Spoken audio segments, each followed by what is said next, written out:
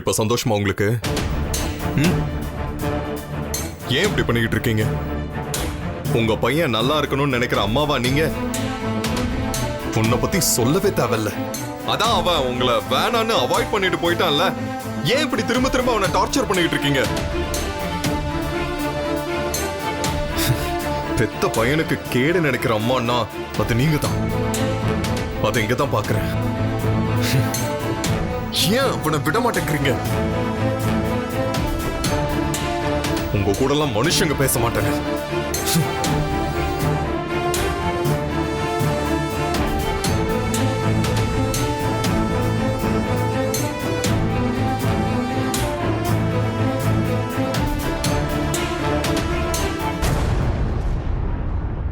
அம்மா அம்மா அம்மா நில்லுங்க, நான் சொல்றது.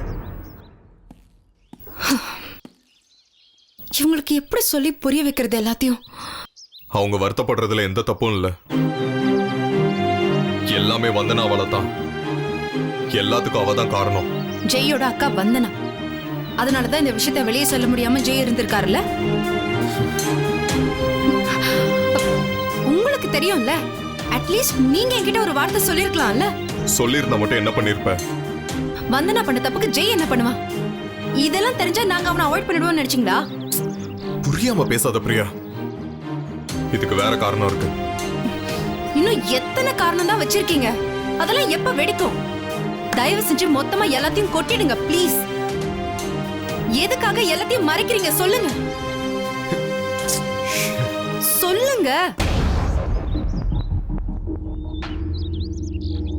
வந்தனாவை கல்யாணம் பண்ணிக்கிட்டதும் ஜெயும் எனக்கு ஒரு தம்பி மாதிரி ஆயிட்டான். அவனை நான் தான் படிக்க வச்சேன்.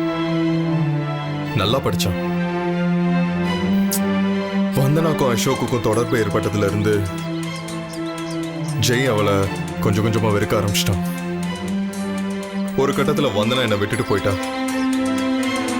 வந்தனா எனக்கு டிவோர்ஸ் நோட்டீஸ் அனுப்புறதுக்கு முன்னாடியே ஜெய்க்கும் அவங்க அம்மாவுக்கும் ஜெய்க்கும் அவங்க அக்காவுக்கும் எந்த தொடர்பும் இல்லைன்னு கோர்ட்ல ஒரு எமான்சிபேஷன் லெட்டர் வாங்கி அதை பப்ளிஷ் கூட பண்ணிட்டான்.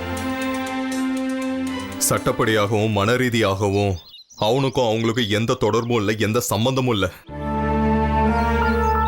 என் கூட பிறந்த தம்பி கூட இது வரைக்கும் இவ்வளோ நெருக்கமா இவ்வளோ கேரிங்கா இருந்ததே இல்லை.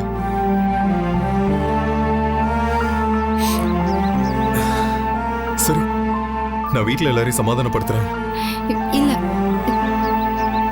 நான் பேசிக்கிறேன். நீங்க போங்க. நீங்க இப்ப ஜெய் கூட இருக்கிறது ரொம்ப முக்கியம். நீங்க போங்க, நான் போய் அம்மா கிட்ட பேசுறேன்.